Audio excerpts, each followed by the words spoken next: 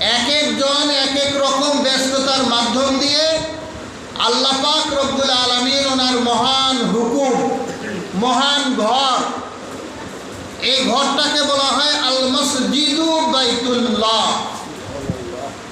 এই ঘরটা হলো বলা হয় আল্লাহ পাকের ঘর, আল মসজিদু বাইতুল্লাহ। যে ঘরটা হলো আল্লাহ পাকের ঘর, সুবহানাল্লাহ। আল্লাহ পাকের ঘরে আসার জন্য যোগ্যতা লাগে। আল্লাহ পাকের ঘরে আসার জন্য আল্লাহ পাকের মহব্বত লাগে, আল্লাহ পাকের ভালোবাসা লাগে, আল্লাহ পাকের অনুগ্রহ লাগে। অনুগ্রহ ছাড়া আল্লাহ পাকের ঘরে আসা কারো পক্ষে সম্ভব নয়। আল্লাহ পাক যদি রহমত না করেন তাহলে কারো পক্ষে পশ্চিম কালেও আল্লাহ পাকের ঘরে আসা সম্ভব না।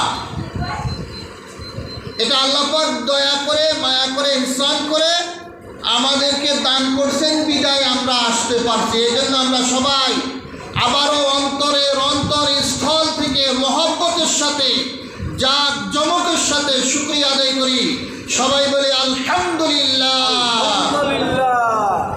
আল্লাহ পাক রব্বুল আলামিন বান্দা যত শুকরিয়া আদায় করবে, বান্দাকে আল্লাহ পাক তত নিয়ামত আরো বাড়াইয়া দিবেন, বৃদ্ধি করে দেবেন। সুবহানাল্লাহ।